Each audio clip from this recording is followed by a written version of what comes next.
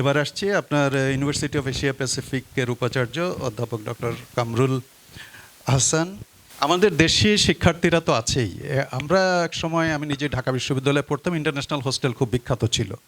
সেখানে বিদেশি শিক্ষার্থীদের আমরা আসতে দেখতাম যে ফুল থাকতো সেটার ক্যাপাসিটি। দেশে সরকারি রাষ্ট্রীয় বিশ্ববিদ্যালয় বলি বা বেসরকারি বলি, দু জায়গাতেই গত 2 টার্মের দেখছি যে আমরা বিদেশি শিক্ষার্থীর সংখ্যা কমছে আপনার, এবং সেটা বেশি কমছে হলো পাবলিকে, বেসরকারিতেও কমছে। আপনার যে অন্য বক্তব্য, তার সঙ্গে বিদেশি শিক্ষার্থীদের এই ট্রেন্ডটা কেন হচ্ছে বা এটা কিভাবে আমরা রিকভার করতে পারি? প্রফেসর কাশেম একটু আগে বলেছে যে আমাদেরকে কড়া ভাষায় কথা বলে, ওনাদেরকে নরম ভাষায় কথা বলে। হ্যাঁ, তো আসলে ভাষা কড়া নরমের বিষয় না, বিষয় হচ্ছে বোঝার বিষয়টা।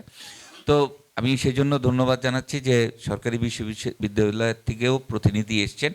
ছাত্রকে উনি বলছেন কাঁচামাল, যদি ছাত্রকে কাঁচামাল বলি তাহলে শিক্ষককে দক্ষ শ্রমিক বলতে হবে, এবং শিক্ষকের সেই দক্ষতা গড়ে তোলার বিষয়টা আছে।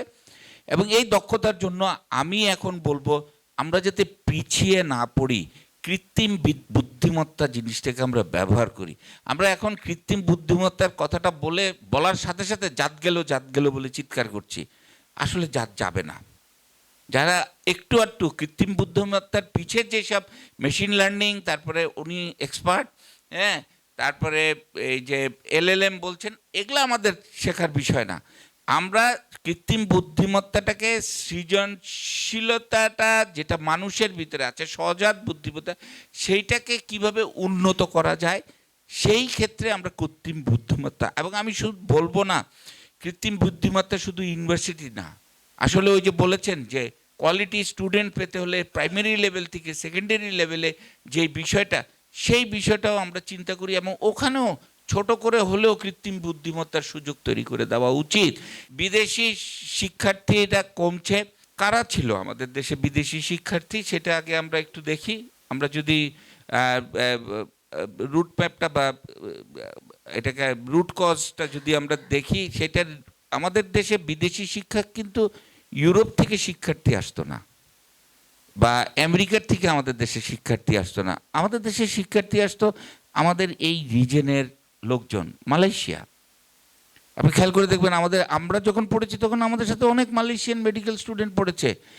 ইরান থেকে, এক্স্যাক্টলি ইরাক থেকে এসছে, ইরান থেকে এসছে, নেপাল থেকে এসছে, ভুটান থেকে এসছে।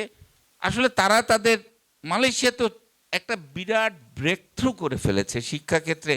সুতরাং আমরাই তো এখন দৌড়ে যাচ্ছি ওদের কাছে। ওই যে উনি বললেন কড়া করে বা নরম করে, কথাটা যেটা বলেছেন, ওখানে কড়া নরমের কিছু নাই।